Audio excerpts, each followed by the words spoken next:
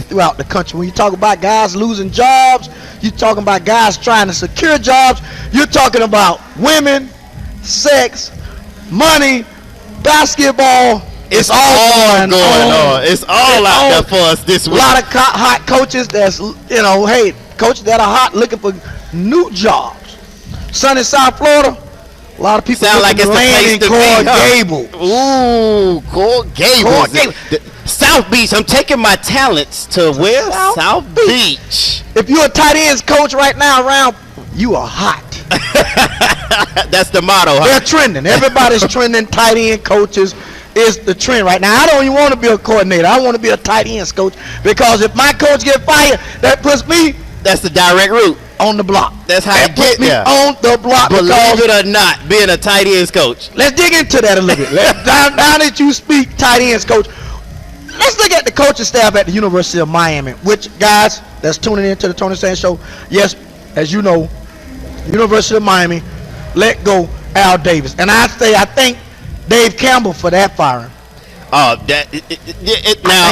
for the Dolphins, they did it one way. They followed what they needed to do, getting their whole staff cleared out and fixed and changed. Now it seems that the Miami Hurricanes are following the same technique of getting their tight ends coach, but they did not, Tony, they did not get rid of all of the other coaches. They kept the D coordinator. But I don't think you're in a position at that point to have that luxury of getting rid of all your coaches for several reasons, because Miami's not a place to have a lot of money, a lot of overflowing boosters that's putting out so much money to where you can say, okay, we're going to buy out the coordinator, defensive coordinator, we're going to buy out the head coach. They don't have that kind of money. They spent to buy out Al Golden's contract, which expired, terminated as of October 25th. Cost them a good penny. They had to find, I'm quite sure they had to find a booster that they had to pay decided that, hey, we want to buy him out. Enough is enough. We've seen enough. Because you got to understand now, Blake at one point was saying, listen, I'm going to wait till the end of the year to do that evaluation, because I don't want all of a sudden my coaching staff to get on a heck of a winning spree. Right. And then all of a sudden, boom, now I done let him go. But Dave Campbell plays, and as of that morning, he was saying, we're getting prepared for Duke. Miami Dolphins play. Dave Campbell, tight end coach, got them flying high. They had 35-0 first half. All of a sudden, after the game is over, word gets out, they fired Al Golden. Yep, and the Dolphins are doing great from it. They look like they're trending in the right direction. You're making Ross look like he was a genius on the decision that he made. Yeah. Well, I mean, filling in with an interim coach, you got to be feeling high about the organization and the things that are going on there. Now, let me ask you this: do you think that now that the Miami Hurricanes boosters, because I know you said alumni, they had to worry about buying out Al Golden's contract.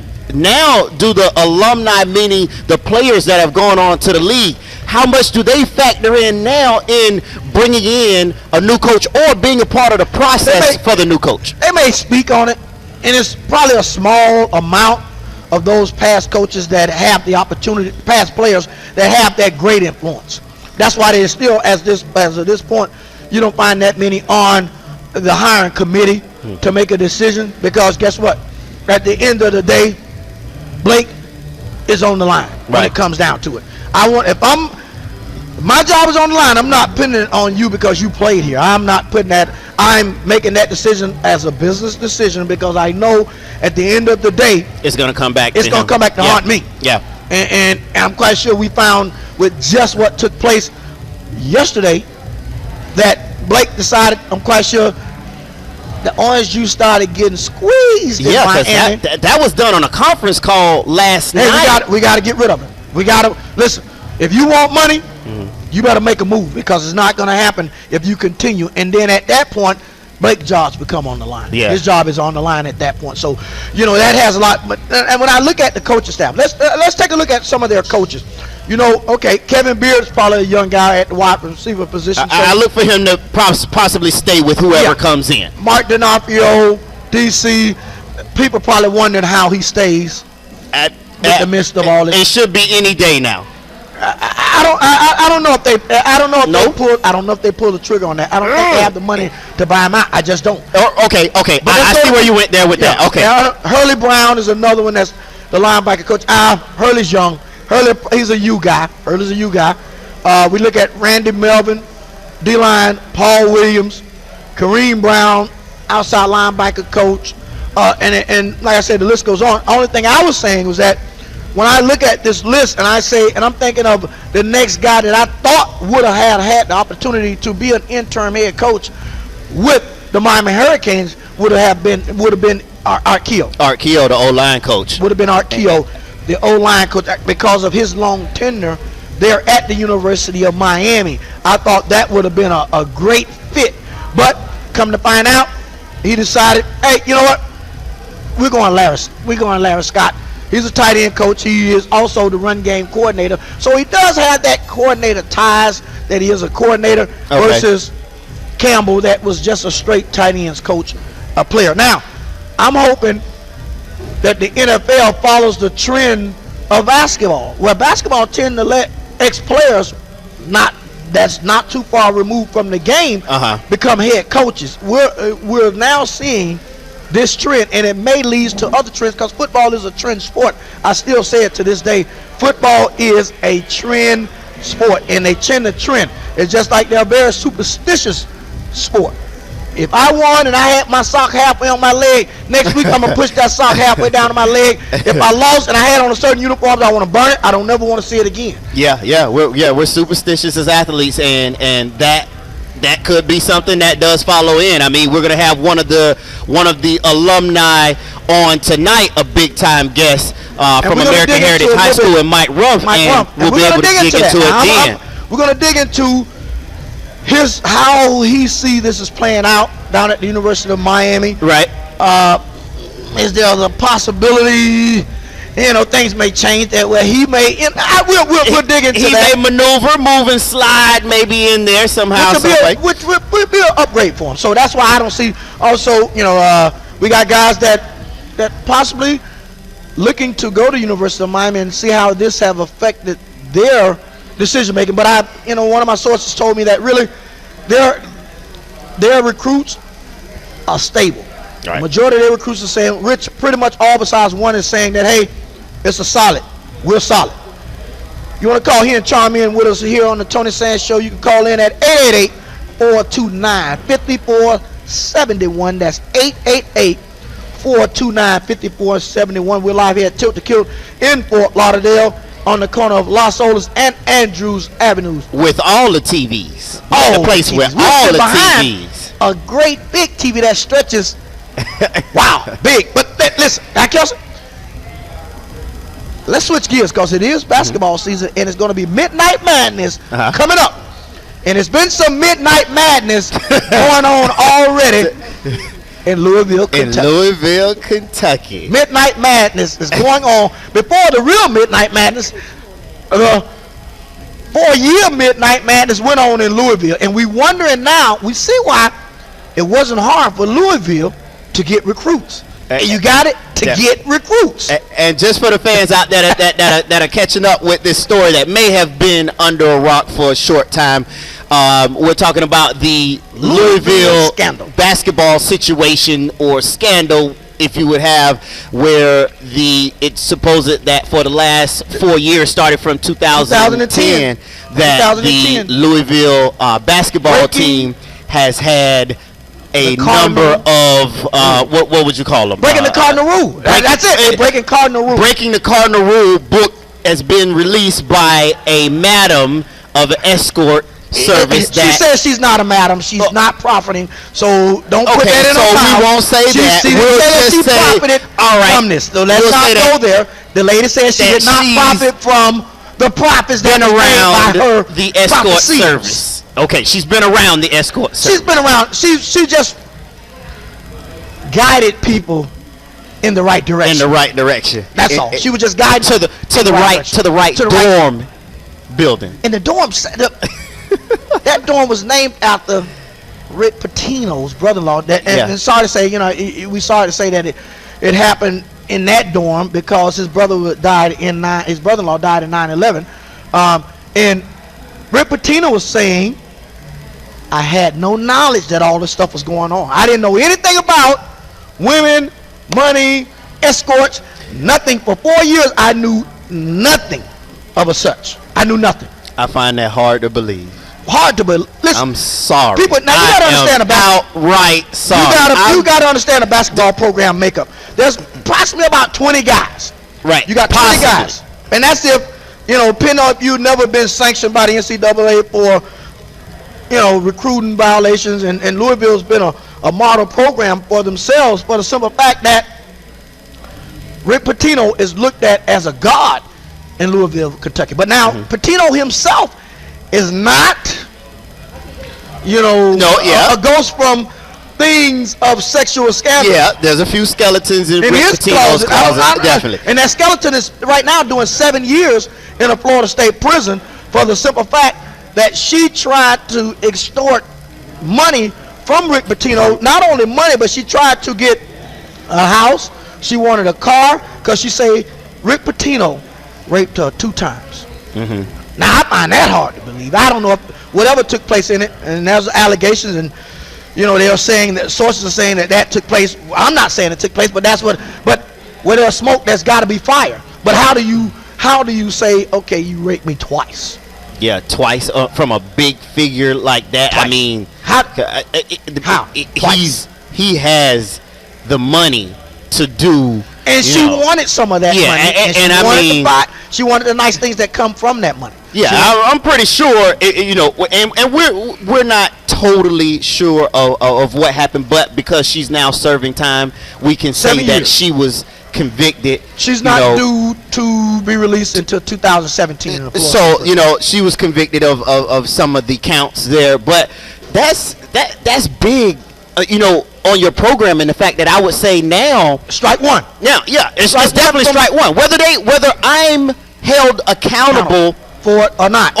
Yeah, it's a black eye on the program that our head coach has this black eye on him. Now, Rick Pitino is a smooth-looking type Italian brother that smooth brother. Sure. But this is where I get kind of a gray area with me. Here you are, guy. One of the high-profile basketball jobs. You are on the top 3 when it comes to highest-paid basketball coaches in the NCAA. But not only that, now these allegations come up: breaking the cardinal rule, women, sex, money, all that takes place. Program gets a black eye. How does Rick Pitino get a free pass?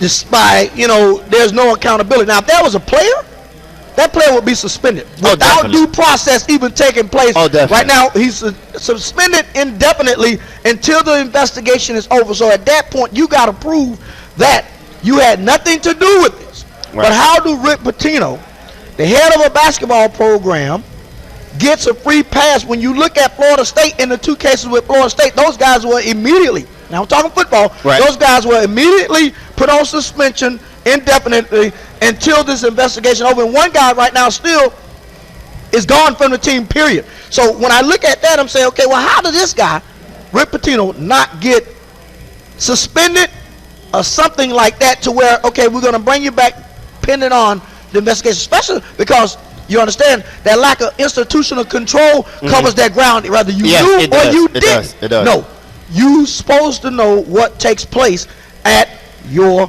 program. Regardless. Now that lets you know, or points a finger to, are they overlooking? It has the sport at the school and the university. When you're winning, has it overshadowed? When you're winning, it does. When you're winning, him being guilty. When you're winning, it does. It eliminates all that gray. When you're losing, it makes it even more. But now, she timed that right. Before the start of the season, she timed it right. Perfect. We tried to get her on, but she's up the antes on her interviews. She wants to get paid dearly for her interviews to come on speak, and she's not letting her daughter speak. We're gonna, and later on in the hour, Bibbs, our insider, been digging into this story since it took place, and he's going to give us more insight on this. But like I said, Rick Pitino makes $42 million by the end of his contract in 2022. He will have been given $42 million by the university. Much is given, much is required. And you can't just sit behind saying that you didn't know. It's hard for me to believe. Yeah, I just can't. I was around when I played. I was around one of the high-profile basketball. I was like that at the University of Kansas. Basketball, before I got there, basketball was God. Basketball was at that high level. We wasn't. I was probably a guy that was treated like a basketball player throughout the community and everywhere else because I was one of the high-profile football players that was there. But anytime anything went on, you better believe it, Roy Williams knew.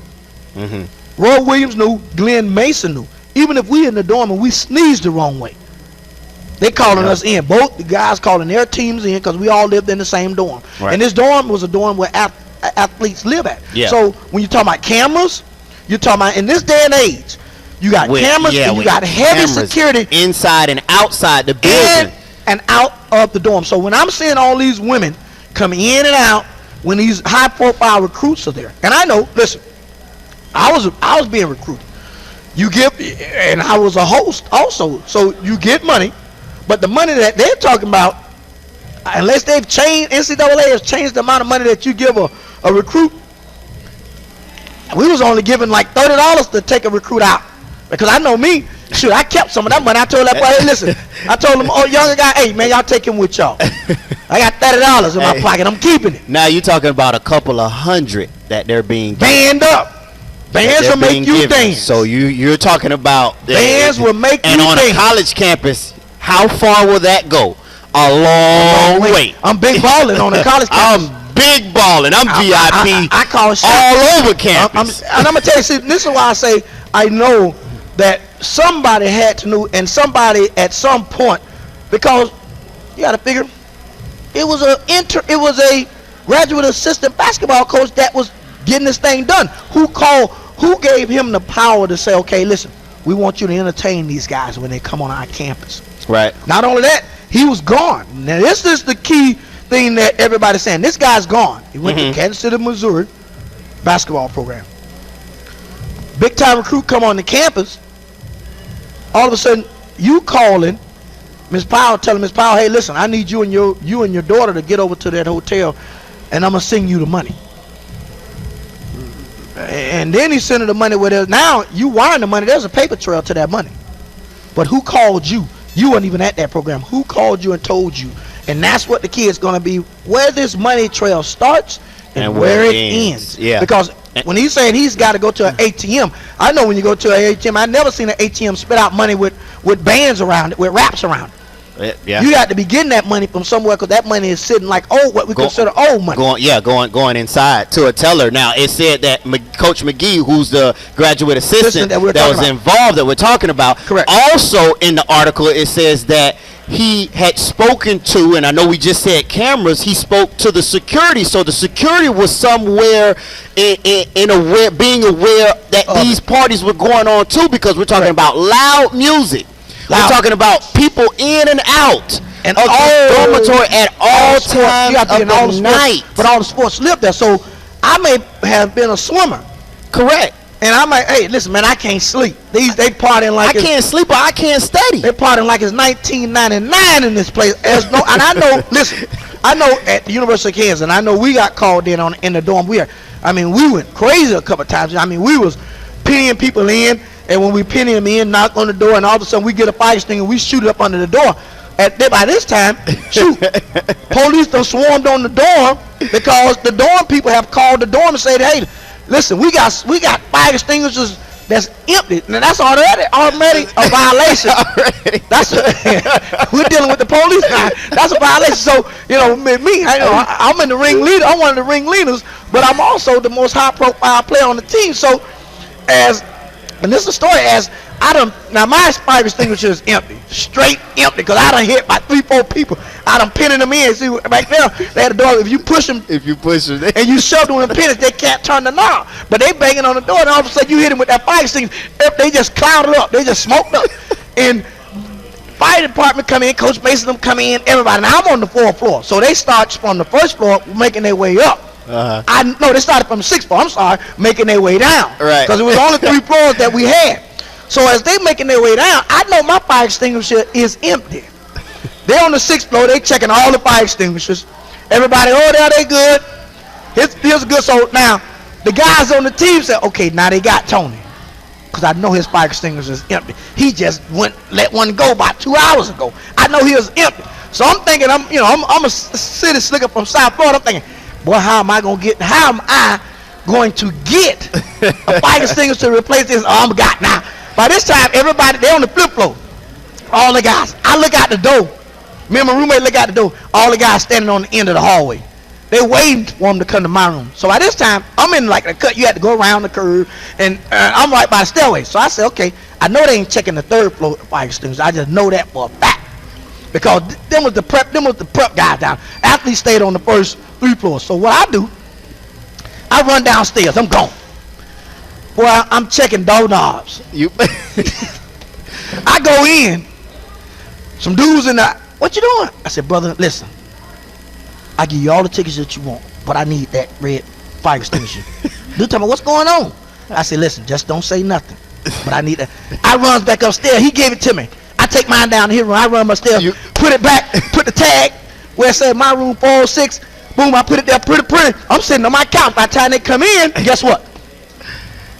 They don't notice. You pull a switcheroo. Listen, all the players somehow had merged to our floor. Now, why they merging down to my floor? As if they waiting for him to come, because they know at this point he got to do something to Tony. They know. Tony is got. We know he is got. Kelly Donahoe was one of the guys who we played a lot of pranks with. They all of them sitting down there. We know he got. When they come out and go in my room and they check and they say, room 406 is good. And I look and I peep my head around there and look at everybody. Everybody looking like, don't know, but you gotta wake up. How did he do that? Word out of this. You gotta wake up early in the morning to get a guy like me. I was from South Florida. We woke up on our toes being slick. So I'm telling you, how did this guy not know that stuff was going on? And now his lawyer, he didn't go to media day. He skipped the ACC media day because his lawyer has told him not to speak. When your lawyer tell you, and when it comes to players, let them say a lawyer tell a player not to speak. First thing come out of everybody's mouth, that player must be guilty or something. Must be guilty. If you're not guilty, as they say, because due process don't come to players. Players don't get the due process that coaches get. No, they don't. They don't, and that's the WAP side of it. Yeah, and it comes with the situation in the territory. Yeah. And it's unfortunate for the players in that situation, but I think that there's some things that are going to still come to light here, Tony. And one of those things is that, and like you just alluded to, you being a player in the situation at Kansas. Oh, it's coming to light. It's some players that have not came back to light, or they haven't been able to contact yet. It's those disgruntled players that didn't have a fortunate shot to make it to the NBA, that don't like Rick Pitino, is going to be the one that dropped the bomb. Because the NCAA now, and the sad part about it, they're still trying to go out the Ms. Powell, because they're trying to say, okay, you ran a prostitution ring. If she gets hits with that, then that's a felony. But if she don't get hit with that, because she's saying that she did not profit at all. And what you're saying, you can't charge me with heading up a prostitution ring if I don't get charged, if I'm not profiting from the money. People saying it's hard to believe that you didn't profit because you took them there. Yeah. Ain't nobody taking nobody there for free. And two, Tony, she has the documentation and paper trail where she took down that she received money for different things that were done. And one silver bullet that's also in it, that they're saying that they look back in 2010 when this thing first got started. They're saying her youngest daughter was 15 years old. Whoa. So right now she's saying it wasn't, everybody was of consenting age, and then now you got to understand, consenting age in Kentucky is 16. But she said everybody was adults. So if you're saying adults by the United States law, that's 18. But consenting in the state of Kentucky is 16. It's 16 years old, folks. So it's going to be. But my thing is, and this is the part I have. And it is Kentucky too, Tony. When you go to the 16 age consenting, you know, a lot of things go on in Kentucky. It still is Kentucky, but how blue behind the scenes of what we say, being of age for things that go on, let's just say sexually in Kentucky, we just leave it right there. But we know it's some crazy things that go on in Kentucky when it comes to consent.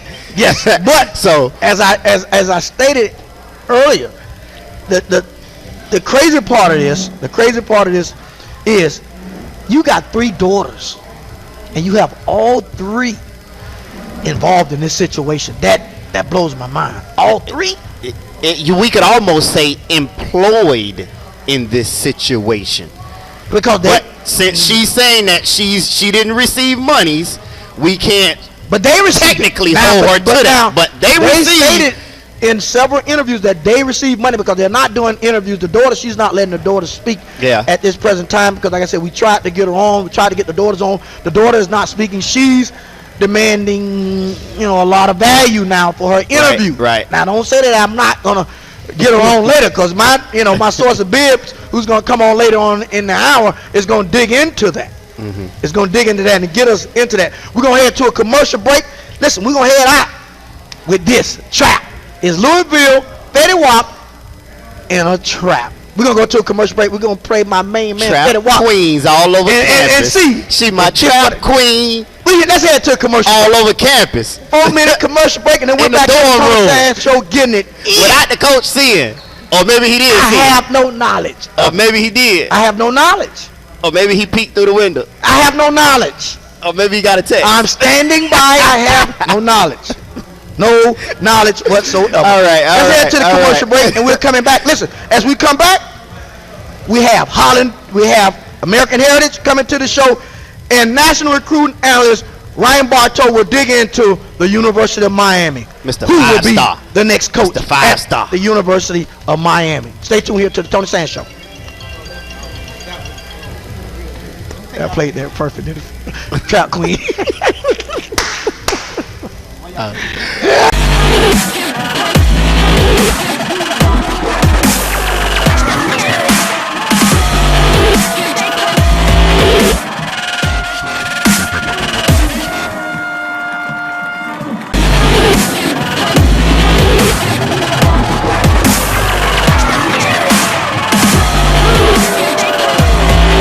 Touchdown, Miramar.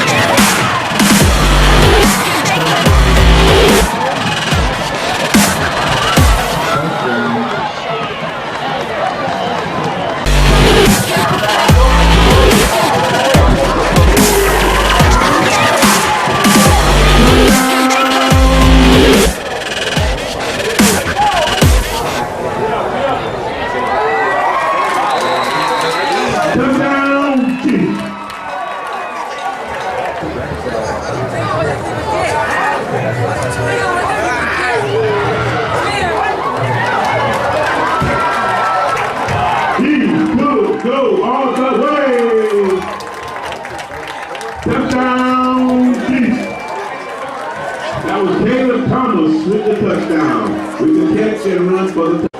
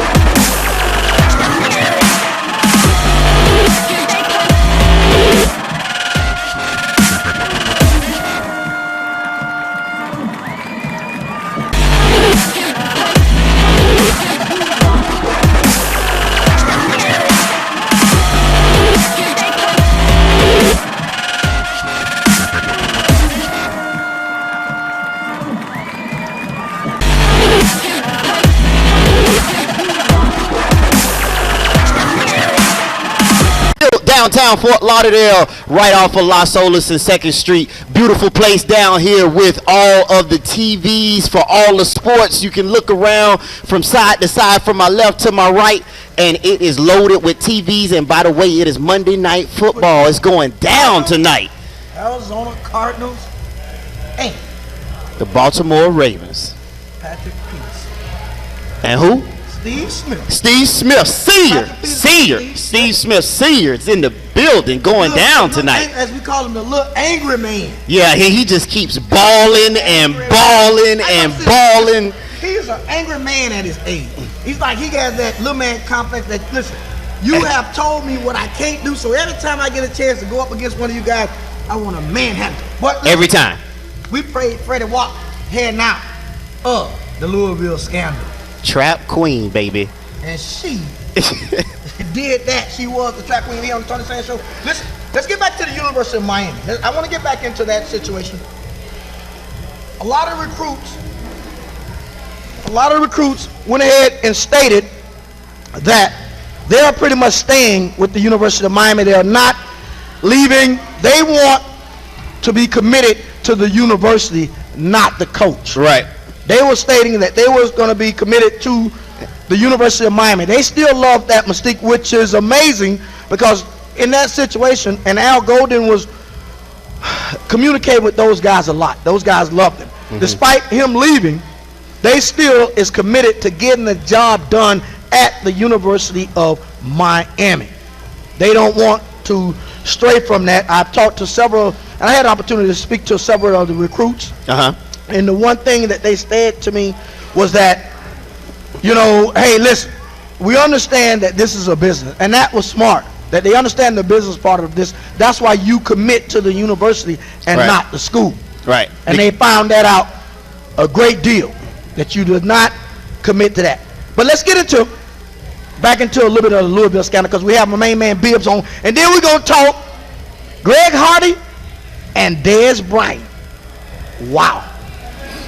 Wow, did that light up the boards today on Sports Talk Radio, sports everywhere. Dez Bryant, in that battle, who would you take? If they would have just, because they both too hot, they both too strong-minded, strong-willed people. You got one on offense, one on defense. If they would have started going at it on the sideline, where would your money go? You have to think on that, I would have to say, Tony. Don't tell me you're saying Dez. You know what? That's my dude. Now, I love Dez to death, but listen, I mean, he give away about a couple 100 pounds to a Greg Hardy that's been sitting home and got so much anger built up. But sometimes it ain't the size in the dog, it's the fight. And I think Dez got that fight now. He got anybody, and I'm going to say this, as far as a man goes, anybody that would do what he got convicted of, let's say that, got convicted of in his case of doing that to a woman, I would say I'm taking Dez. I'm taking Dez. All right, because that's a coward. That's a coward. Hardy's a coward. We're finna dig into my insider out of the great state of Texas. Mr. Bibbs from Texas is going to give into it and tell us what he thinks of this situation with the Cowboys, and where is the Cowboys at this point, and is it over? Is the hill too high for the Cowboys to climb to get back in the race for the East? Welcome to the Tony Sands, Mr. Bibbs. What's up, Bibbs? Let us know.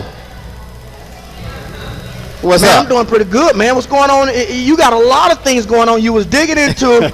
Let's get him first into the Louisville. You know, coming out of commercial break, I played, you know, Freddie Watt, and it fits this situation perfect. But give me some insight, and give my listeners some insight on what you dug up in the midst of your investigation with the Louisville breaking the Cardinal rule.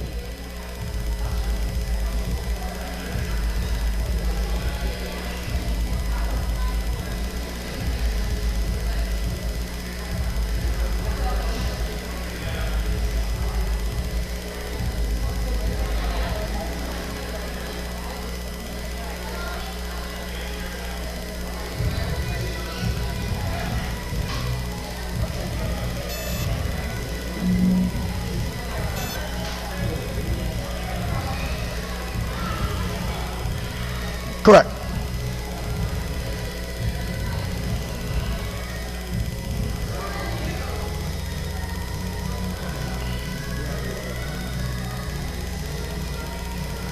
Correct.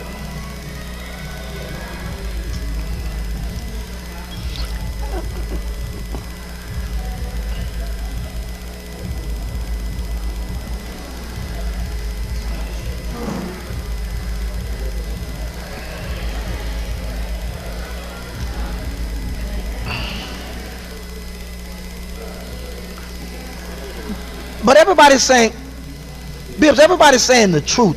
I mean, when you have ledgers, and I know, I call it, when you have no evidence, I call it, okay, we're waiting on the truth. But this lady has the truth. She has pictures, she has records, she has dates, she has time, and everything seems to line up right to what she's saying. She has pictures of herself, her daughters, Money, and her escort money. in the dorms. So, you know, I know you dug into it with one of your sources that was on the ground once upon a time in Louisville. How did he describe the city of Louisville? What is it like?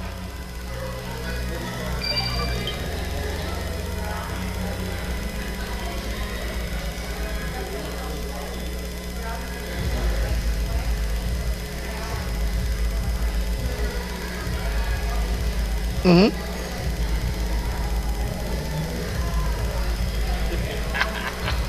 Man, how you doing, buddy? What's up, baby? But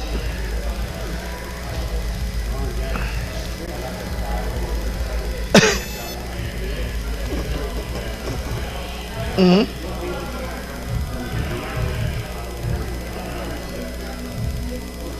Correct.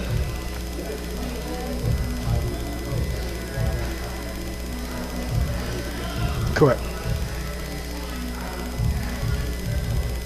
Correct.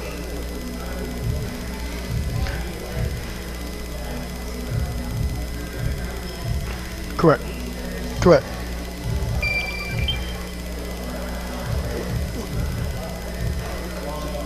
Correct.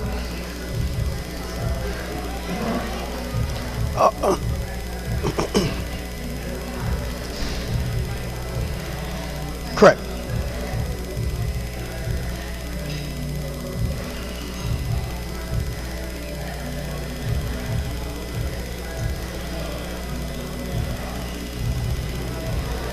Mm-hmm. Correct.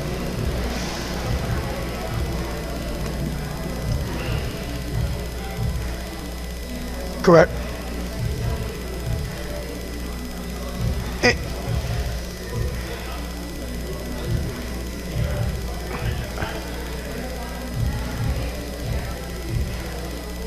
And that's the part that gets me. But Bill, that's the part that gets me. You are soliciting your own daughters into this world. What parent?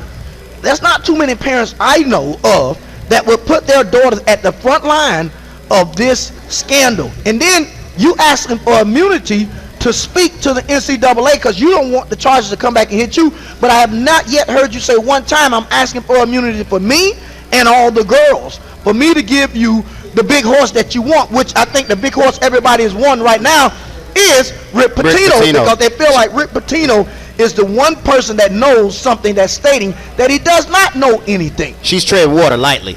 And I'm quite sure she's probably she's probably not in Louisville at this point in time, because I'm quite sure, you know, when you deal with this, I definitely wouldn't be, knowing that, you know, you're messing with a lot of money. Yeah, and I'm holding my hands on a lot of things where I can pull the strings for something, a big, you know, program, an empire to fall down. I'm definitely not in Louisville. Yeah, I wouldn't be. No. I would not be in Louisville at this present time. But, and then as you stated, her daughter said that they're not speaking, correct?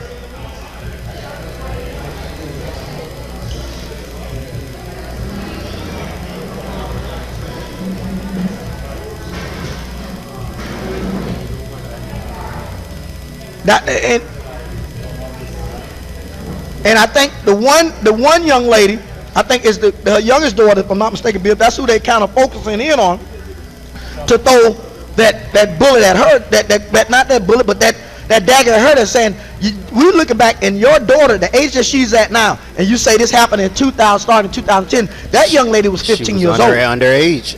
Underage for consensual sex and everything. It was 16 is consensual in the state of Louisville. So now that becomes more. Now you really get into a gray area because guess what? Now you are prostituting underage minors that don't have the right to consent. You are the consensual adult. She's stating that everybody was consensual, Bibbs, and they're looking into that. They're digging deep into this story. Wouldn't that be something if it backfired on her? Yeah.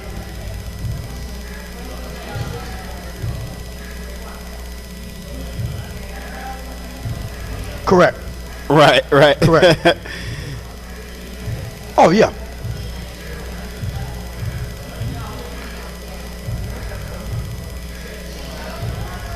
He's got to. But I talk.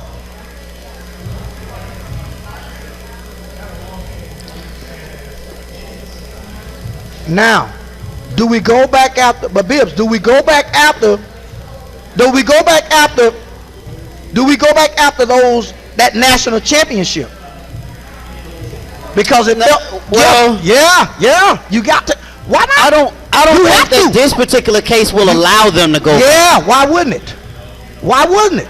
Well, you are talking about recruits during that point in time who possibly could have contributed to the winning there. So I guess you could say. But Kelsey, listen, you're talking about a basketball program. You're talking about it was the same thing. There's no difference than what Nevin Shapiro did. Yeah, you're right. No different than what happened at the University of Miami, because they're going to put with Pitino, and I stated it earlier, they're going to put Pitino up under the lack of institutional control, which regardless, once you say that word, it makes you accountable whether you knew or you didn't. Yeah. Whether you knew or you did not know, it still makes you accountable for the situation that took place at this university. Yeah, and possibly those recruits were involved in the winning that went on there. So yeah, it does lead a trail back to that point. You used other women to persuade these young men to come to the university. Remember, that's what they said in Evan Shapiro's situation. He was doing the same thing. So now, but it's like they kind of trying to whitewash this thing. Yeah, keep it. They trying to wash it out now. Now, if it was the University of Miami, they dead in the water.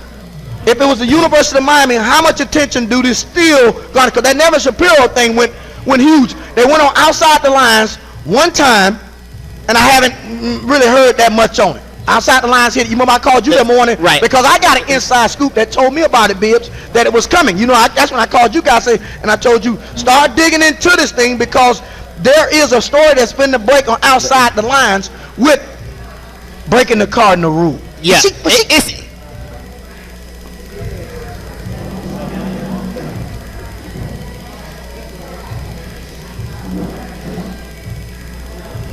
Yeah.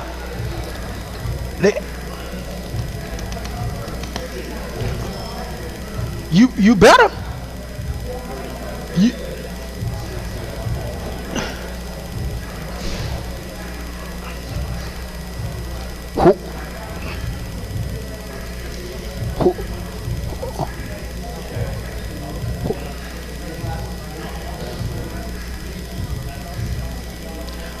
Who or what is the first domino to fall, Biz? It's already did. I mean, no, but I'm saying. No, McGee is the first domino to fall in this. So he had to resign. He's the first domino in the fact. But he's not saying anything. Of course he's not going to say anything. I'm quite sure. Listen, understand how big basketball is in Louisville, Kentucky. The money-making sport to this university. You don't think they got to him and say, listen, you just be quiet, don't say nothing. Rick Pitino, on the other hand, said, we hope that McGee come forth and here he talks, that he says something, because he's the only one know. Yeah, Rick Pitino, we know he know. But on the front side, you saying that, but on the back side, you don't send your boys to say, hey, listen, don't say nothing. We got you. Right. We got you. So Bibbs, who do you think cracks first? Yeah, he doesn't have to say anything. Why would he?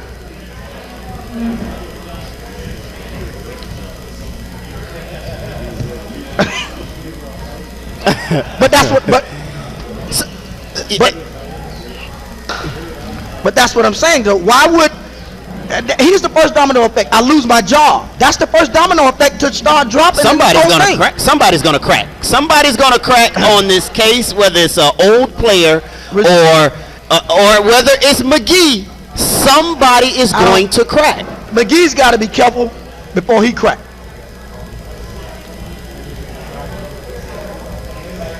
Ooh.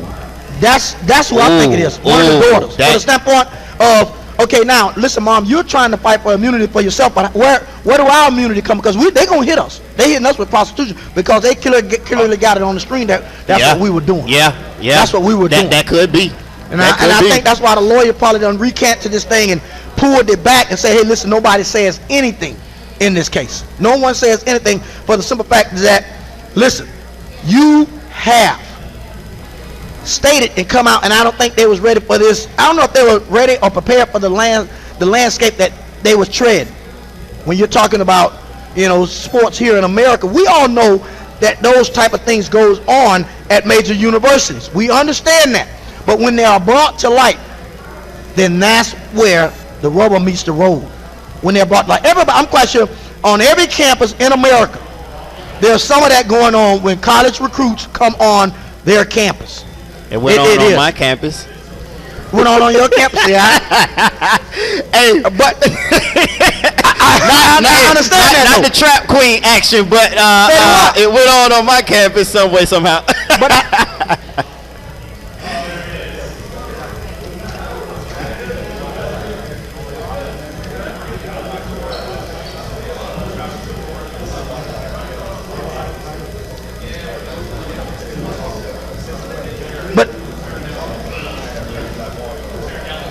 But listen, bro, listen. I'm trying to figure out how she was able to make the money that they made, though. How she was able to make the money that they made from the simple fact that I'm looking at your looks alone, bro. You got to pay me more than that. I ain't giving you that much money for that. I'm not giving you that kind of money for that. I'm just not. We're here live at Tilt the Kilt talking with my main man, Mr. Bill. Hey, Bill, let's jump into this thing, man, with Des Bryant, because we got about a minute with you. Who you got, Bibbs? Who you got? Let's dip into this thing, because the Deerfield Bucks have just entered the building here at Tilt the Kilt talking.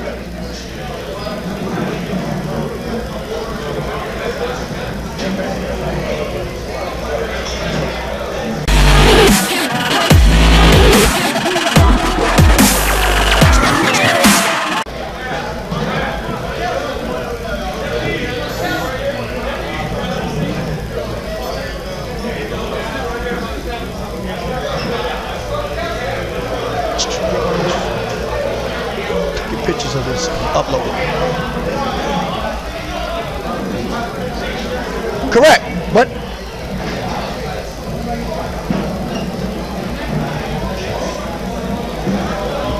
correct, but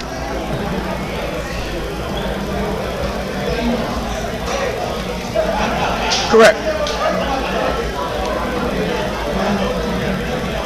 We're live here at Tilt the Kilt here on the corner of Las Olas and Andrews Avenue here on the Tony Sands Show, and the Deerfield Bucks and American Heritage has just entered the building here at Tilt the Kilt. We've gone from 0 to 100 up in this building. Real quick. That's like Drake. We said real quick. We're going to go take a minute commercial break.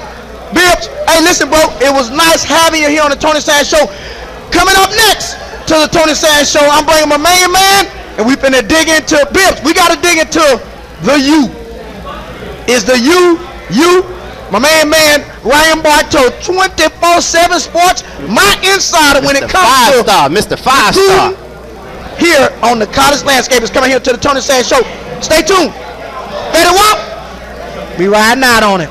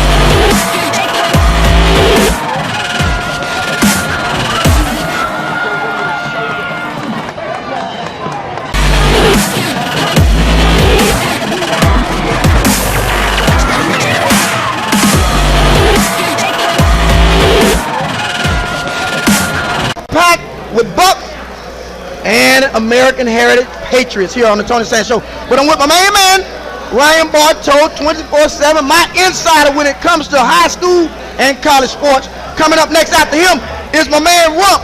We're going to stay UM till we die. Let's get into it, man. Listen, you had a busy day. Yes, busy last 24 hours, actually. Oh, UCF opens, opens. Correct. So we're doing coaching hot boards. We're doing recruit reaction. Are the guys still on the commit list or are they out? I get up at 5 this morning. I ripped through 7 schools in South Dade. 7 down, 25 more to go this week. Tell me this now. And all of a sudden, you start your morning out Sunday morning. Dolphins winning big. Yep. You understand the Dolphins hired a tight ends coach. And I still say to this, you got to thank David Campbell possibly for this firing. Yeah. Tight ends coach. No doubt, because they're playing the way they should. Enthusiastic, fast, with energy, and they're winning. I mean, if he wins 10 of these games, he's going to be the next coach. Now tell me this. Let's dig into your day. Yeah. Now, the first thing when coaches get released, recruits are the first people that everybody try to surround, whether it be coaches that are out there that wanted these guys going to tell them, hey, listen, they got troubles. What's some of the things in some of the schools that you hit where they got recruits that's down at the university, that's going to the University of Miami? Well, I probably talked to 7 or 8 commits last night, probably a dozen throughout today, and all of them except one were solid. They're like, well, I don't care who the coach is, I'm going to Miami to play for the U, which kids should do because these coaches switch every year. Correct. Yeah. Now, what are some of the guys that you had opportunity today, whether it be UM commits or not, that you had a chance to speak with? Well, at Gulliver Prep, 4-star DN Joseph Jackson, one of the top DNs in the state of Florida. Florida Gators, led by Chris Rump, he's trying to get him to flip. A few others are, but he's pretty solid, as both of his teammates were. I saw one of the top cornerbacks that I love at 7:30 this morning, Trajan Bandy. He's probably going to go to Clemson, maybe Tennessee. He's at Miami Columbus. Mm-hmm. Miami Killian had a couple Hurricane commits, one a wide receiver in 2018, as well as Bentavious Thompson, a running back in 2017.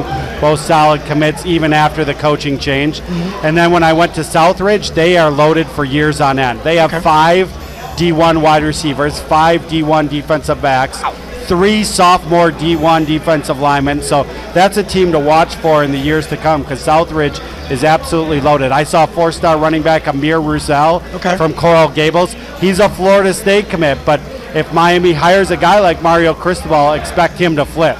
Now that's when I talk to people and I bring Mario Cristobal up, and I bring his name up for several reasons. When you look at a guy like Mario Cristobal, he is a UM guy, but not only that, I think a guy like Mario brings back that Latino population. People got to realize when the U was winning back when Michael Irvin and Benny Blaze, that Orange Bowl was pretty much populated with a lot of Latinos. Yes, so he has the multicultural going to him. He won the nation's top recruiter last year. Plus, he's going to run 4-3 Jimmy Johnson defense to the bone. He's going to run tempo spread offense, which kids want to play in. And he can relate to all the high school coaches in Palm Beach, in Broward, and Dade.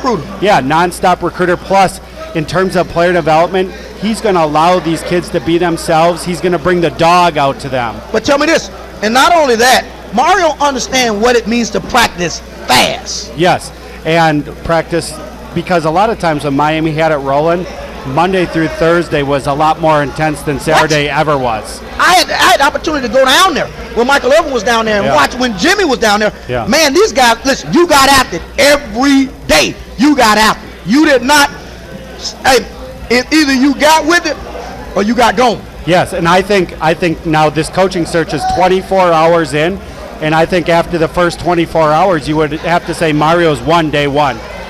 No, there's no doubt because of the local perception from the high school coaches, the alumni on Twitter. You're seeing guys, whether it's Joaquin Gonzalez, Clinton Portis, Luther Campbell, come out publicly support him, and so I think he's, the early leader after day one. And listen, and by no stretch of imagination, Mario Cristobal, to me, probably is going to be their front runner. When I looked at the list of names Lane Clifford's name is even popping up, but I don't think this is not his territory. No, Lane cannot recruit in this area. He'd be lucky to get the Illinois job. That's his agent, Jimmy Sexton, putting his name out to try to help him. Correct. He's not a legit candidate. The legit candidates are Cristobal, Butch Correct. Davis, Greg Schiano, and Rob Shazinski. And Rob those Shazinski four, is a guy and it won't make class. it past those four. Now, tell me this. Do they want a guy with strong ties that's got to be a guy, or do they want somebody that understands the landscape here in South Florida, though? The AD was on record yesterday saying 3 things that caught my eye. 1, he has to be a strong recruiter. 2, he has to understand the history of this program, where they've been and where they're going. So those are stuff right away. When I read that, I'm like, wow, this reminds me of some guy. Yeah. But now, and I look at when I look at the AD, and I'm hearing what he said because I was following what he was stating. Early on this week, he stated that he would not make a decision until after the season. Yes. All of a sudden, Miami lose the way they lost on Saturday. What was the drastic change in this process? And it surprised me too. I didn't think until December 1st, until the buyout goes down, because Miami can't afford a lot like that, so they take a buyout hit. I just think you had your worst loss in program history. Correct. You had big-time alums like Warren Sapp really call out, say, hey, this is enough. One made it. And it was at home, and Clemson kind of looked like an old-school Miami team, and you add all that up, and it was just enough. But then, I'm going to tell you what Clemson coach goes and do. He tweets out all the picture of the Florida guys that is on his team. Yes. That had to dig deep into. Because he's a recruiter, he understands the picture that, hey, okay, won, but what's next? Right away, let's get that. Let's get the residual effect in the 16, 17, 18 classes. You're in the hotbed for talent. Correct. Let's show them, hey, you come up to Clemson, we'll do the same thing that they did with Deion Kane, Sammy Watkins, Artavis Scott. Correct. All of them. And these are Florida tie guys. So, like you said, he did a smart move. I still say they're a propaganda machine. I was there for 7 years. Correct. I know those guys inside out. Correct. And if that's how you want to do it, you have to do it because you're trying to appease to the minds of 16 and 17-year-olds. And I'm quite sure the boosters at that point, the donors, told Blake, hey, listen, we can't wait because we can lose money. And you're going to be behind in the coaching search. All of a sudden, Maryland is open, USC is open, South Carolina is open. They got a head start. They're already interviewing these guys. You need that guy in place for right after the last game of the season so he can do his press conference and then go and recruit. And that's and when you look at this thing of recruiting, because you got to win your home state battle. Yes. And if you're losing your home state battle to out of state guys, it hurts you so much that one recruit class can set you back for like 4 or 5 years because now it's hard to get these guys back. In the room we're sitting here right alone, there's probably 15 to 20 guys that I've already written about for years that I know Miami would love to have, at least the next staff. That would love, and now we're talking about class of 15 all the way through class of 2018. Yes. That's here in the building because, when you look at it, we have over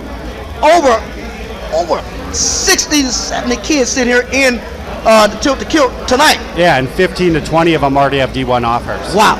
Yeah, it's and it's in heaven, it's paradise. I'll be by both schools later this week. I can't get them all tonight. I got to go and see their other ones. Hey, and listen, guys, they're live here at Tilt to Kilt tonight, watching the Tony Sands Show. We're going to speak with their coaches later on here in the show. You're talking to my main man, Ryan Bartow. It's the Ryan Bartow Hour of the Tony Sands Show. We're live here at Tilt to Kilt right before Monday night between the Cardinals and the Baltimore Ravens. You're going to get a chance to see Patrick Peterson and my main man, the mean little man, Smith. Go at it. But we're live here on the Tony Sands Show. We're heading to a commercial break. Listen, Ryan has given us everything. We're going to go out on Rich Homie Quan, and we're coming back with a U guy, Mr. Mike Rump of American Heritage. Stay tuned here. 2-minute break. We're coming back with Mike Rump here on the Tony Sands Show.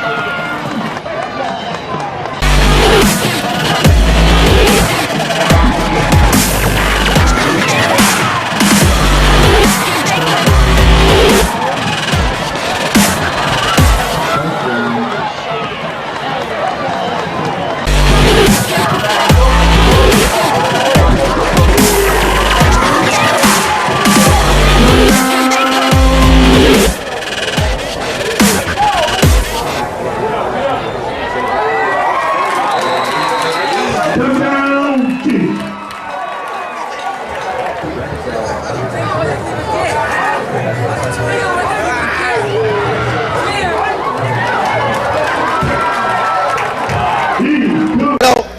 with the main man, the man that leads that machine with American heritage, and he is a you guy.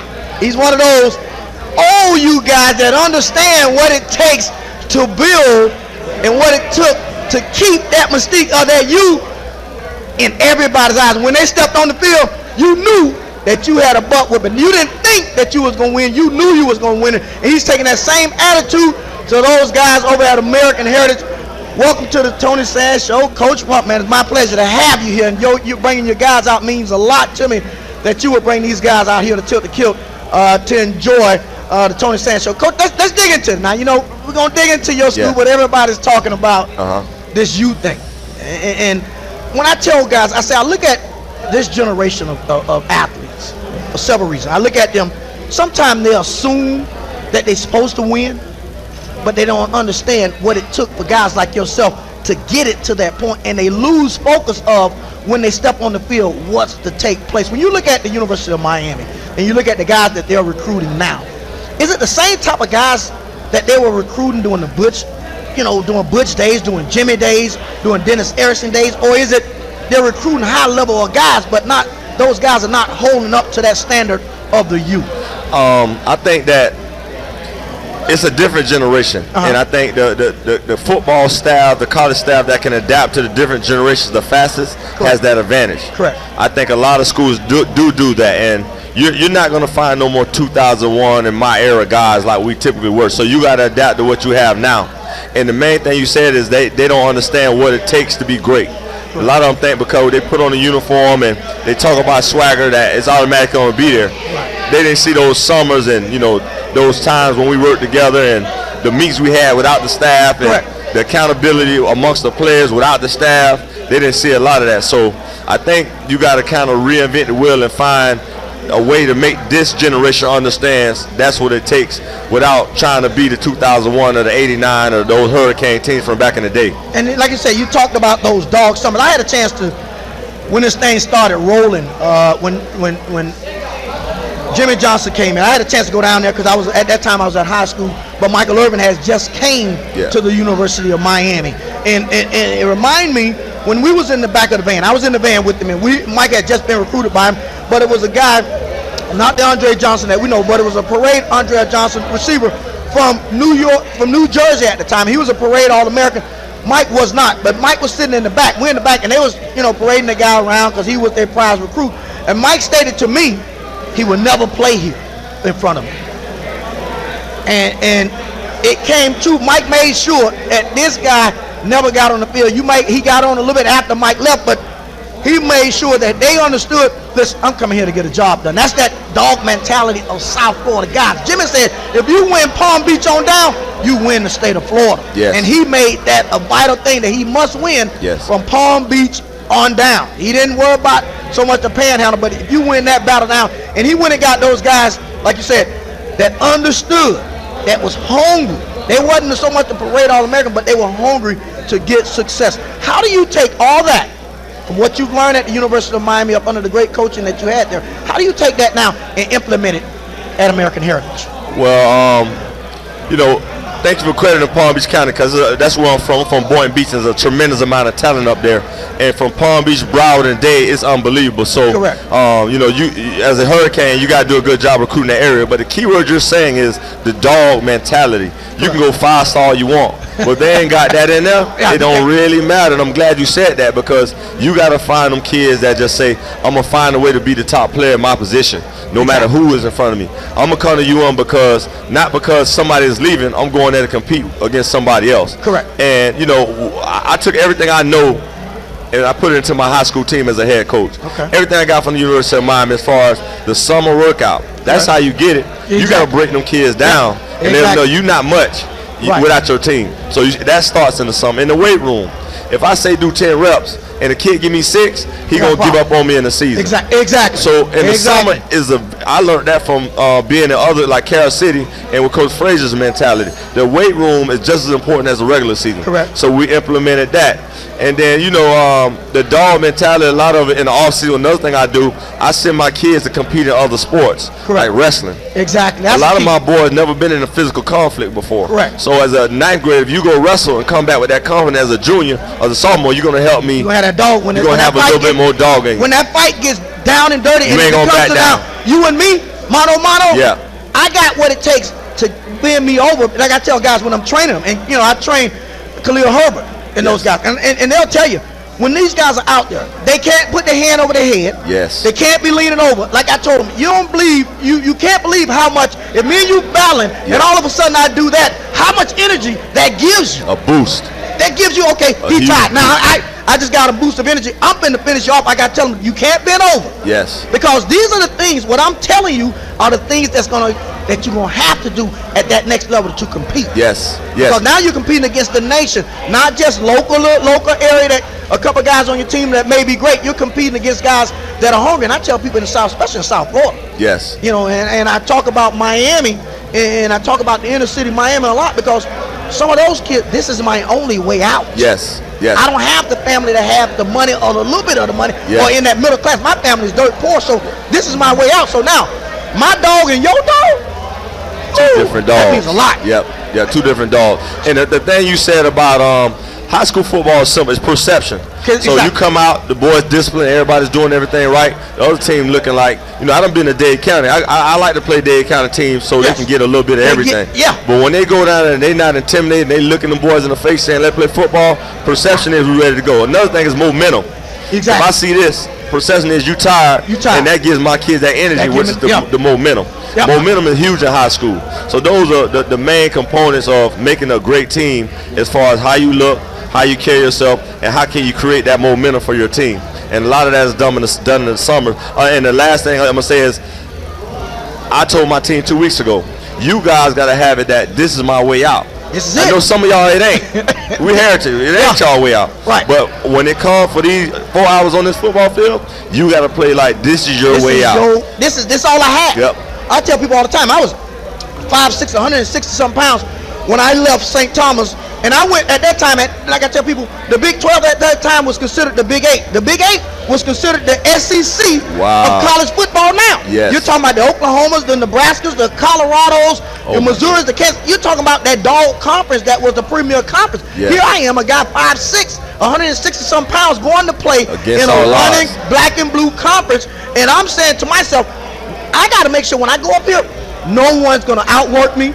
When I'm working, when they working, I'm working. When they sleeping, I'm working. They would never outwork me, and that was my mentality. Yes. And I leave the University of Kansas at that time. I'm setting 17 of their records, and I'm going up against guys like Gail, that had records like Gail Sayers and John Riggins that are Hall of Famers. Yes. Like I tell, it was that dog that I built in South Florida. Yes. That determination to be great superseded anything else. Yes. Like I told mom, dad, sister, brother, when it came to all season work, all that took a backseat. Girlfriends, everything had to take a backseat because at the end of it, I want to be, it's only one position. Like I tell people, football is selfish. And we try to tell kids, but it's a selfish game because there's only one person can play that position I play. I tell kids when I'm on the field, I tell them, listen, I can't talk to you because if me and you playing the same position, you trying to talk to me, that means you're taking me away from what I got to be learning, whether it's visual reps or physical reps. Yes. I need those reps, visual or physical, because listen, I'm trying to go. Now we walk across the white lines and we finish, then we can communicate. But once we're there, it's dog world. I gotta have it. Yep.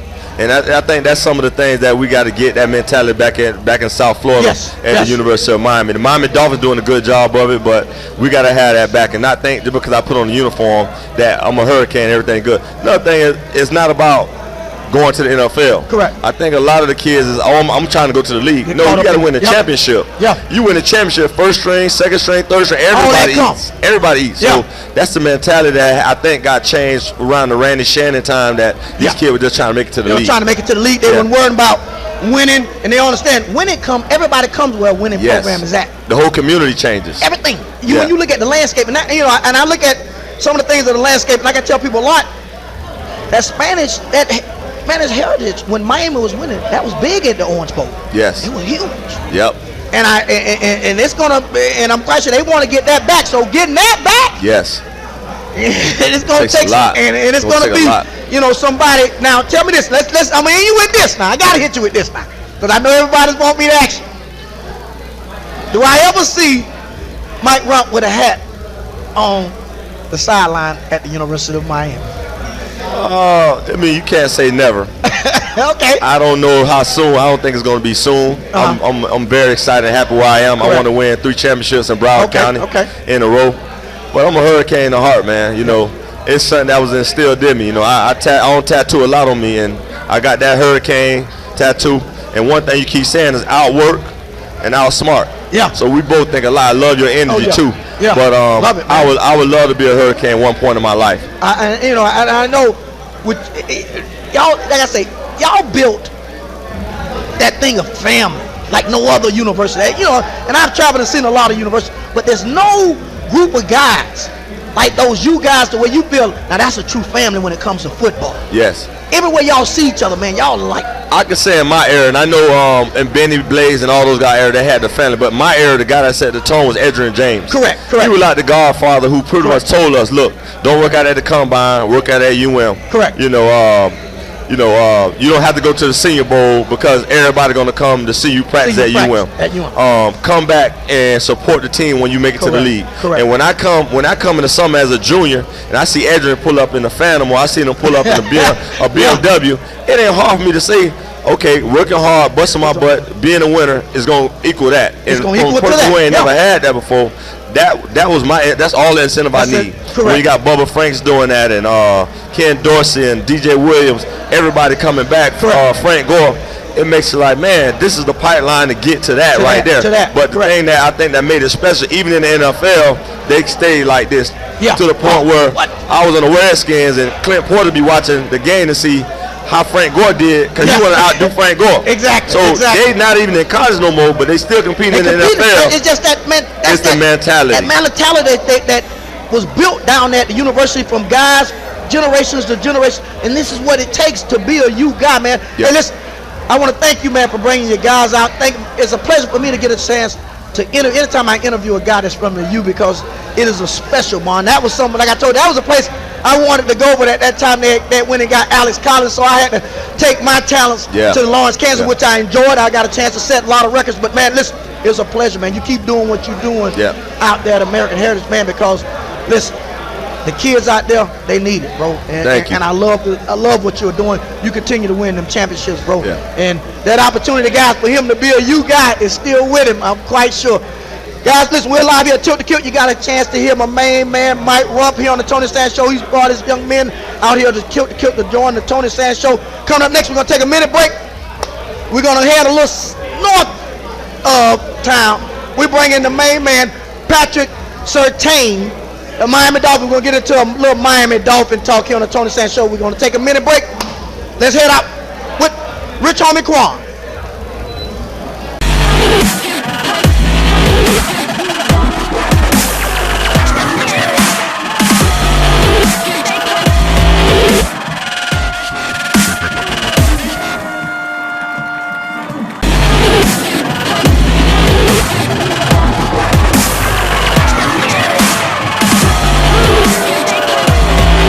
Touchdown, Miramar.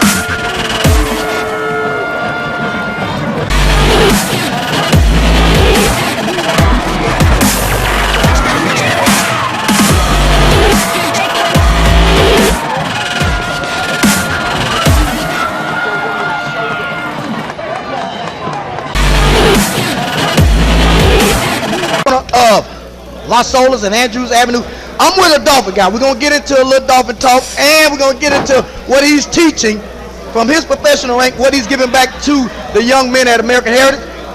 I'm here with one of the meanest DBs in the game, Mr. Patrick Surtain. What's up, big homie? What's happening, man? Listen, man. When I train DBs, so anytime I get a chance, at one time, I was training Al Harris and a lot of the guys, man. I looked at that tandem that you guys had, man, and said, wow, man, you guys are shutting down opponents, man. We had to, man. the thing I teach my coach, you can't be scared out there. Yeah, exactly. And you see a lot of people, they want to play off. No, man. The best way to defeat a receiver, disrupt the timing, get up in his face, and let them dogs up front eat. So it kind of work hand in hand. Man, when I look at y'all staff, man, just at American Heritage, man, the years of coaching, the years of playing professional football, I don't think it's a staff in South Florida or in the country that has more professional athletes than American Heritage. Do the kids really understand what they have over there? They don't.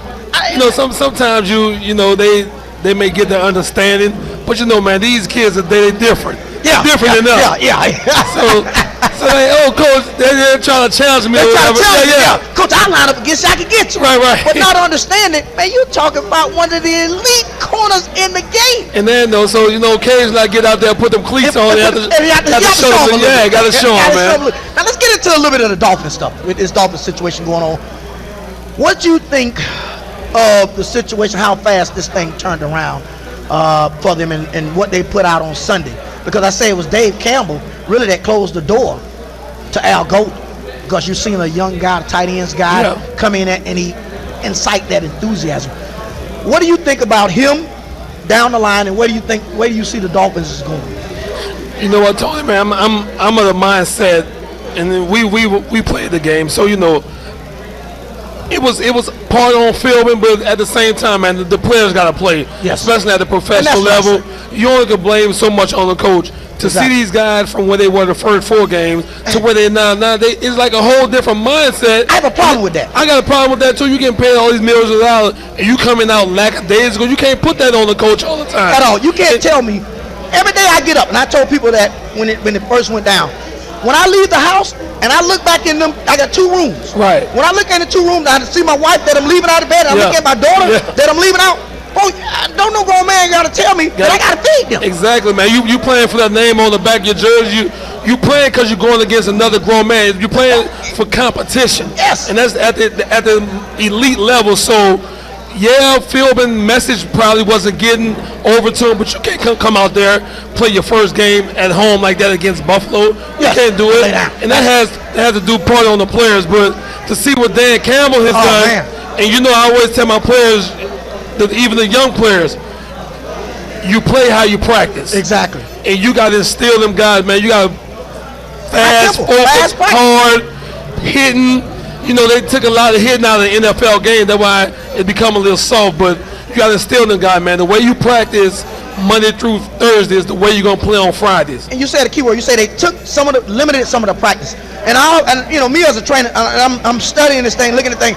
Do you think that is having an effect on guys, so many guys getting injured this year? Absolutely, because you're not getting the bumps and bruises you get in practice, so the muscles can heal up. Exactly. The body is a wonderful thing, man, if you treat it right. But if you treat it like a little punk, then the little punk is going to give away on you. So, I know with the concussion situation, you have to take some things away, but, man, these guys getting over today. If I had them, I could play 20 years. What? Man. Especially like you said, you look at now, you can barely contact guys. Exactly. Contact limit, okay. Now practice not that, and I tell guys, I say, shoot, we went a dog damn 30 days of hitting. Full pass both times. Oh man. Both times. That was they didn't understand, man. When Jimmy was with us, we had 18 straight days of 2 of these pads. And now you can't even go 2 days back to back. You can't go 2 days back to back. And damn, ain't no lightning along. We practicing in lightning and monsoons. It didn't matter. Jimmy said you got to get that job done. And they go buy these boys a bubble, man. We ain't no bubble.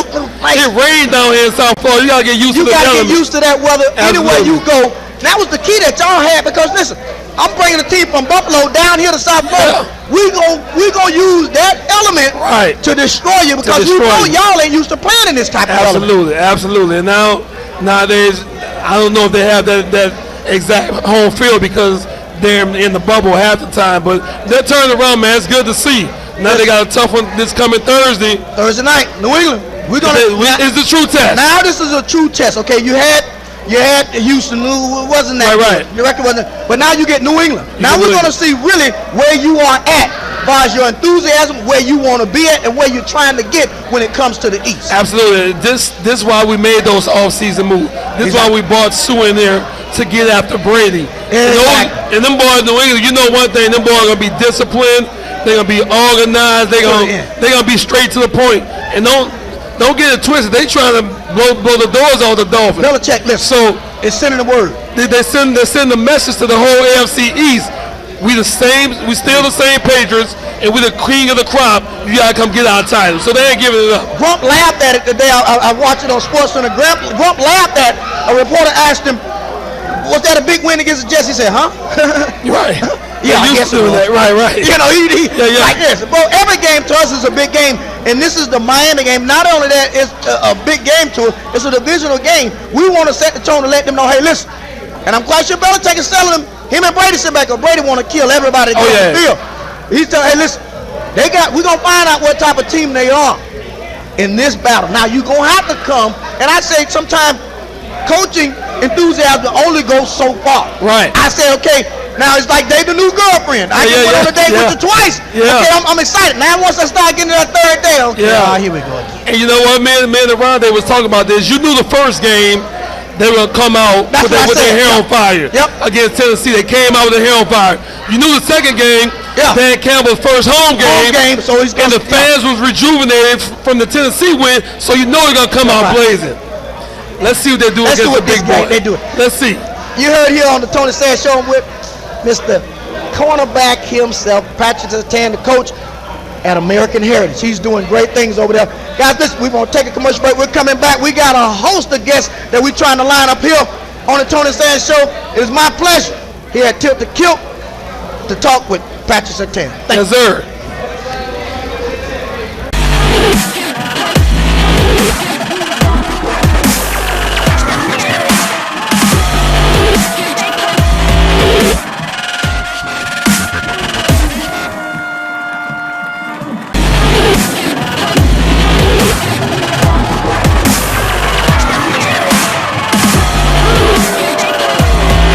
Touchdown, Miramar.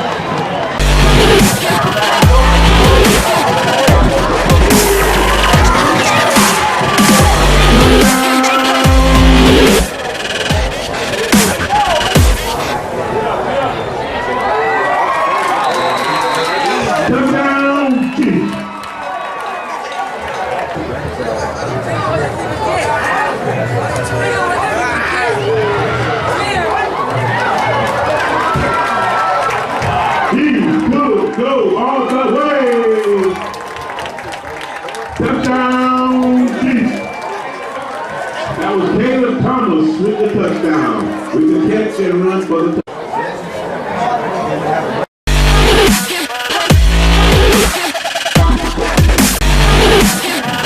The show, the Tony Sands Show, Haven, really. I always, listen, man, listen, I'm trying to figure out, what's your mama name?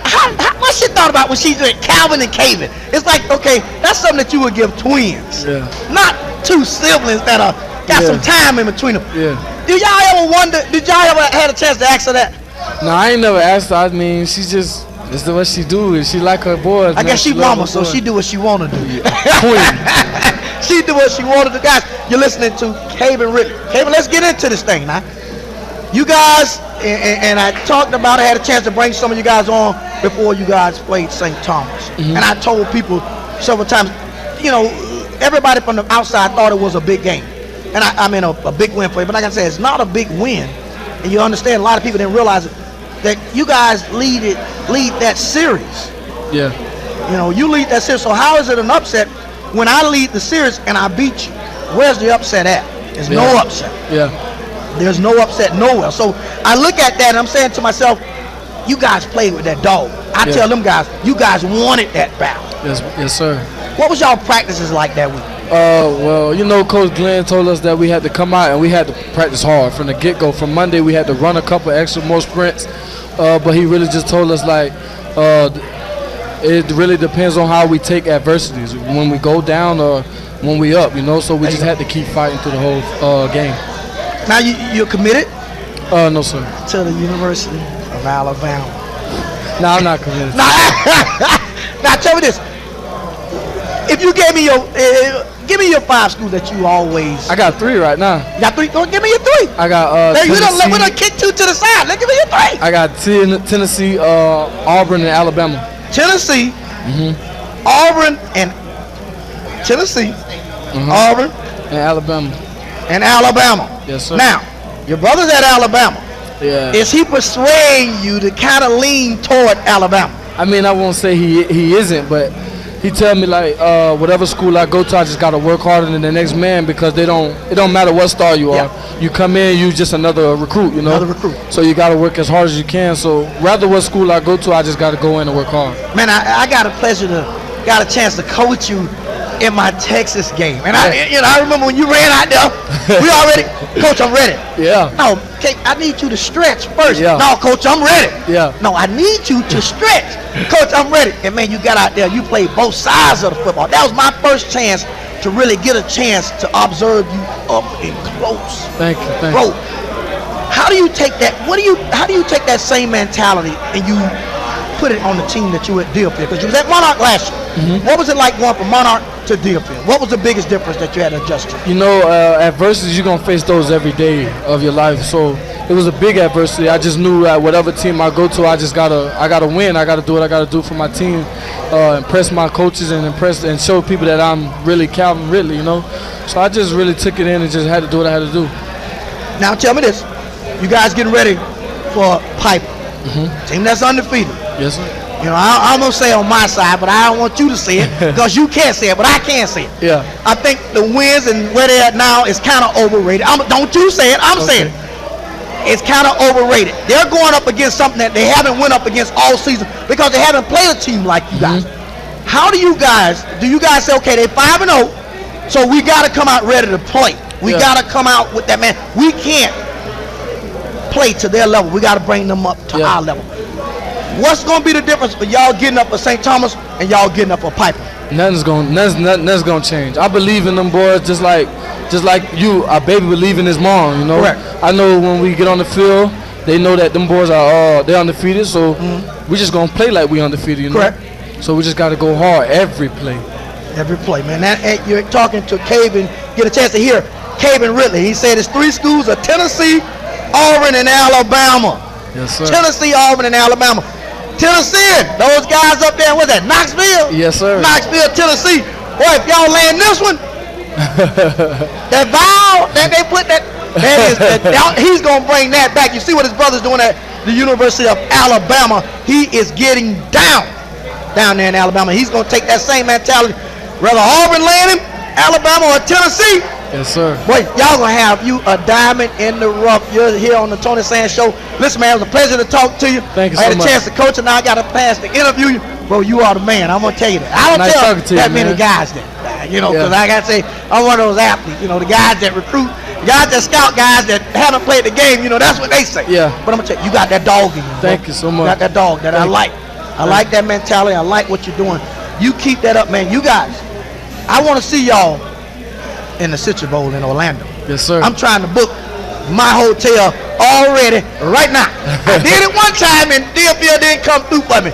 But I think this is the class and the group of guys like yourself. We're going to fight hard for you, Coach. Listen, man, y'all got a great coach, man. Y'all keep Yes, playing sir. for him, bro. Yes, sir. Y'all got a hell of a coach. And I'm here to say it on air. Listen, things he's doing, bro. Yeah. With No you guys, coach else will do it. Man, I love it. That's when you call, I want to lay and die down for that guy. Yeah. So Yeah. you keep it up, man. It's my pleasure to have you on the Tony Sands Show, man. My pleasure. You're live here at the Tilt the Kilt. Tony Sands, listen, let's talk. We're going to be getting into the high school playoffs here coming up pretty soon, and they got to play the Piper Bengals, a team that is 5-0. Deerfield Buckets, they call it Buck Pride, is wide in the building, and Coach said that they will take over the building. And man, I'm looking out here in the crowd, and they are taking over the building. That's Buck Pride. I stay not too far from Buck Pride. Buck Pride has showed everybody in Brown County why they say Buck Pride is what it is. We're on the Tony Sands Show. We're going to come back. As we're coming with one of the guys that I had the pleasure of training, getting it down, seeing that he got that dog in him. He transferred to American Heritage from Douglas. He said he wanted that stiffer competition, so he went to American Heritage in Plantation. The main man, Leo Herbert, joins the Tony Sands Show. Man, listen, welcome to the show, man. We're live here at Tilt the Kilt. You're talking to American Heritage running back, Leo Herbert. I had to train this guy, so listen, I'm finna charm in with him because I know what he got. He got that dog in him, because I make sure my guys, when they leave me, they got that dog in them. Listen, bro, you leave Douglas and go to American Heritage. What's the difference in the two? What was expected of them? The competition, level competition, you know, a lot of bigger teams, we play a lot, so, you know, and in practices I play against a lot of talented 5 stars, 4 stars, so a lot of competition, you know, up my level of play, so. Listen, man, do you guys really understand y'all understand y'all coaching staff? I wonder, man, y'all got a professional, guys that played many leagues in many years in the league. You guys got these guys coaching. What do they tell you guys? They just tell us, well, I listen to everything they tell us because they've been there, you know, they know what it takes to get there to the next level, to get to the level after that. So we just take everything in that they tell us and just learn it one step at a time. Now, here you are. You're playing over there. You're doing big things, because I haven't got a chance to come out and see you, but I'm going to check you out in the playoffs. Not only that, I'm going to check you out in the Citrus Bowl. I'm claiming it. It's going to happen. I'm claiming it. Now, what do you take from your off-season program? You go over to American Heritage. From me training you in the off-season, some of the things, because me and Rump, we speak that same language about, listen, you can't get tired. You got to have that dog in you to win. How do you put that mentality with the rest of those guys? On Friday nights, you know, getting carries, everything. After I get tackled, you know, or a long run, I just get back, tell coach, give me the ball again, or, you know, I don't get tired, don't get my hands on my knees, I just keep going. So now, you say you really don't get tired. He's feeding you the ball, you get it, you want it. Now, you guys got a big test this week coming up that decides pretty much in you guys' district, the district championship, Hollandale.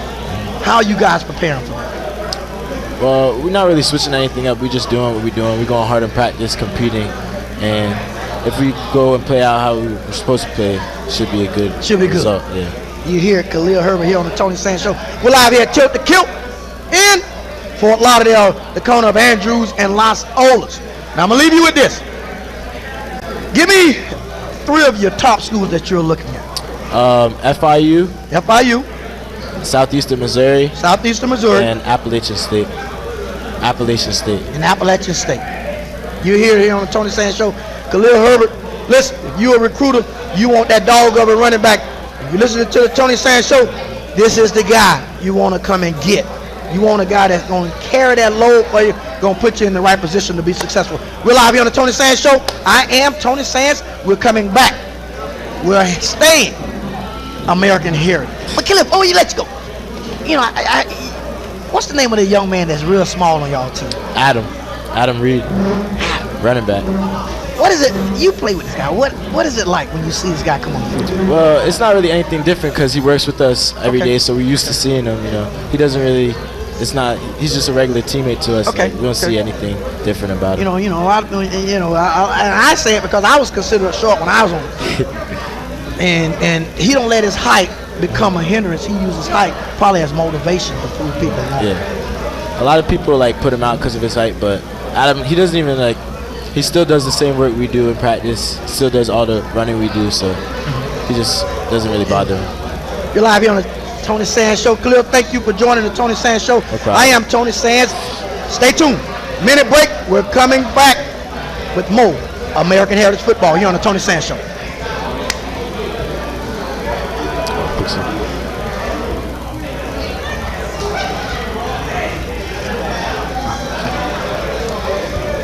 What was it?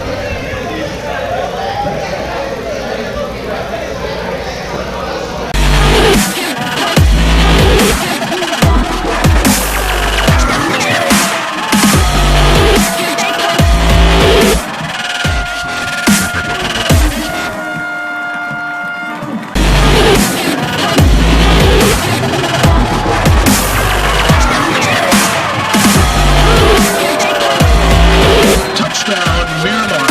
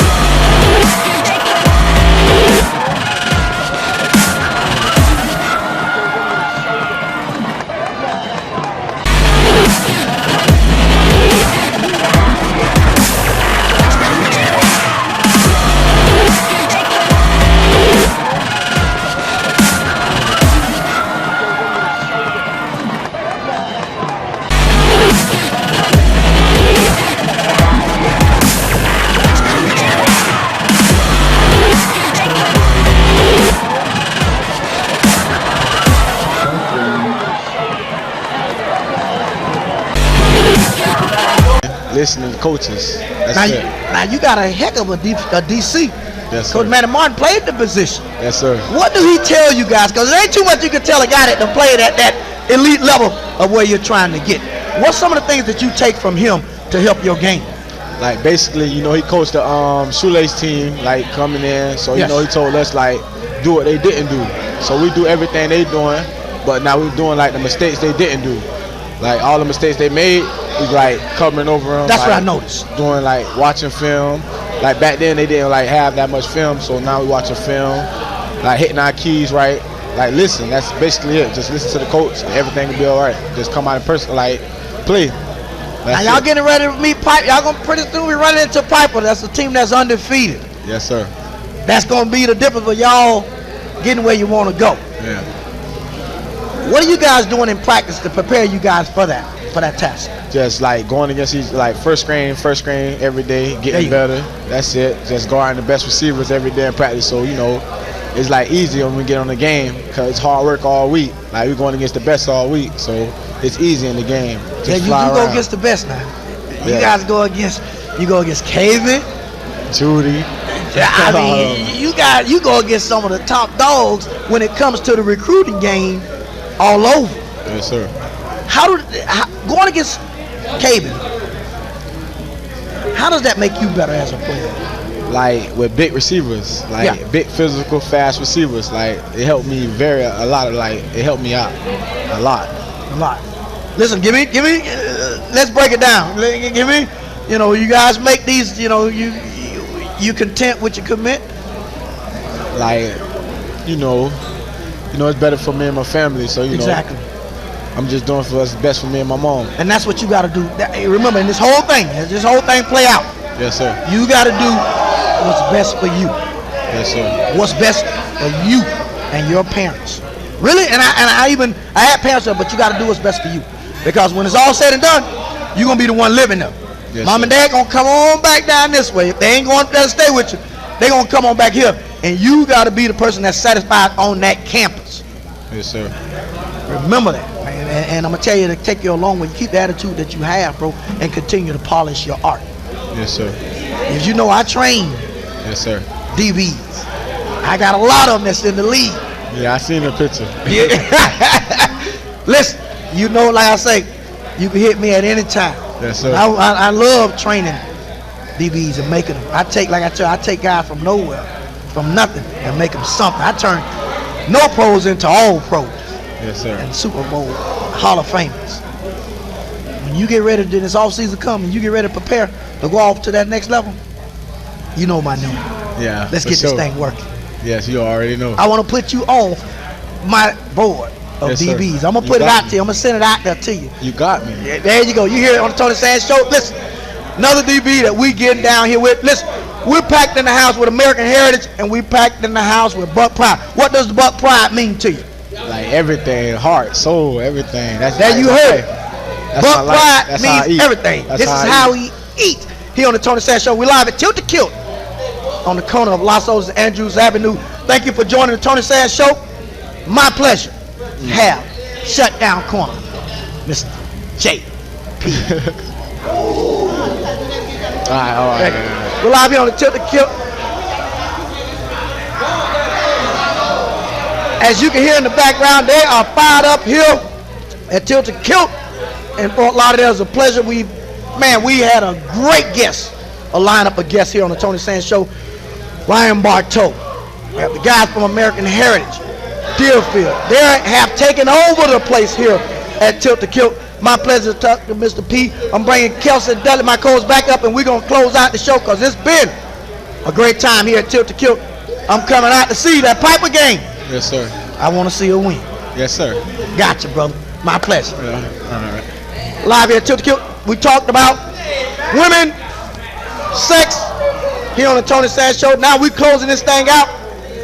We talked to the University of Miami and the things that they are doing to change the culture of the University of Miami. I had a chance to talk to Patrick Surtain, Coach Mike Rupp here on the Tony Sands Show. The guys are excited here to see what's going on. We're going to continue to bring these guys out because we have packed the house here on a Monday night, right before Monday Night Football with the Ravens and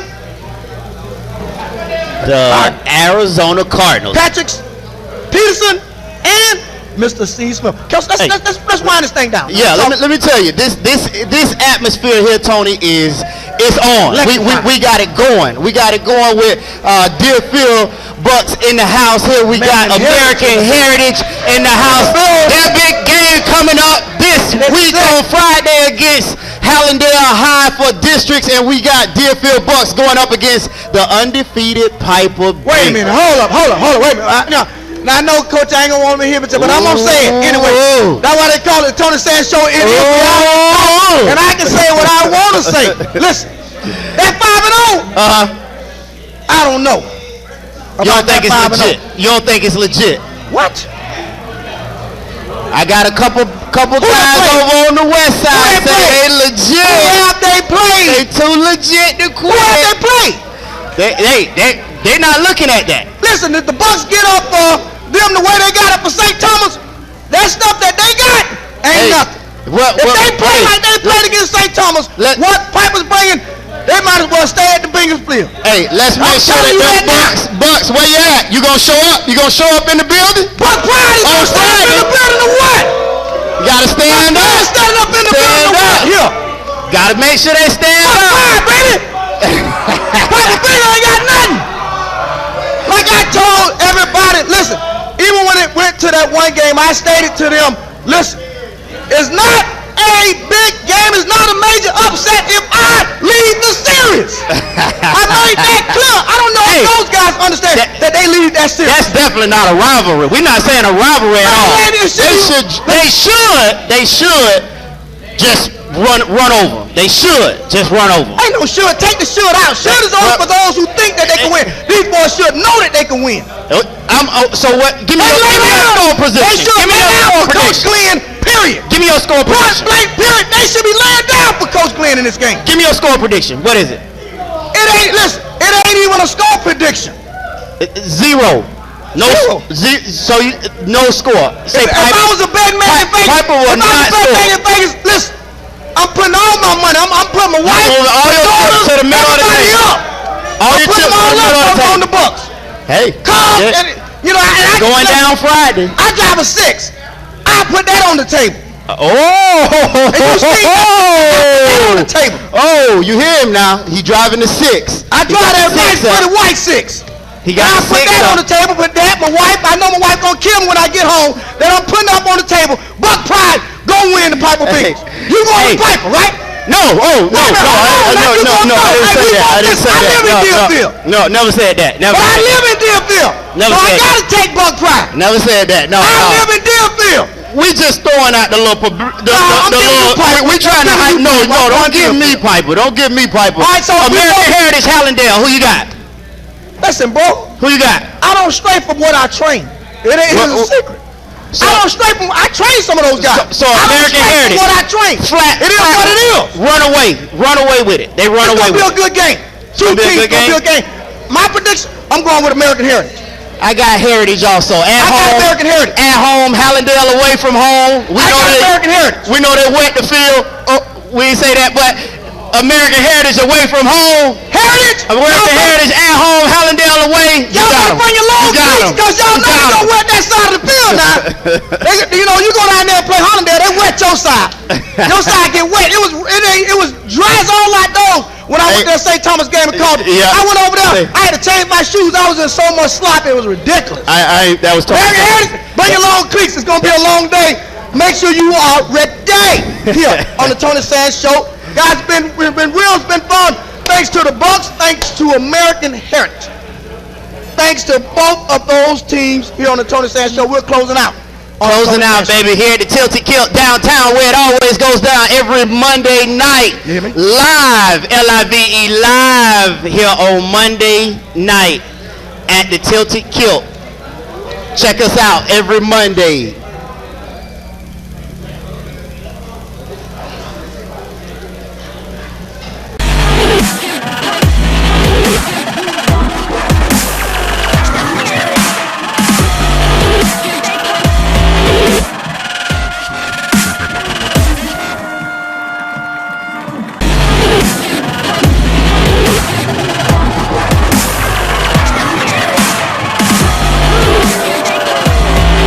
Touchdown, Miramar.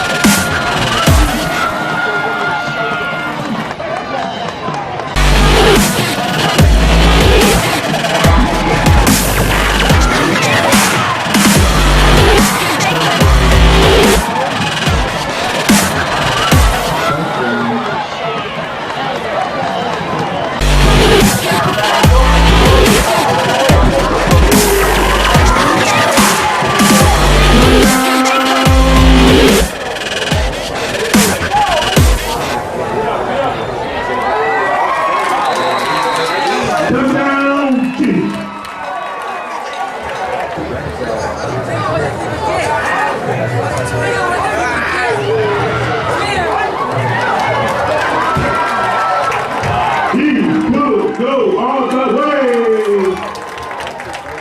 Touchdown, Chiefs. That was Caleb Thomas with the touchdown. With the catch and run for the touchdown.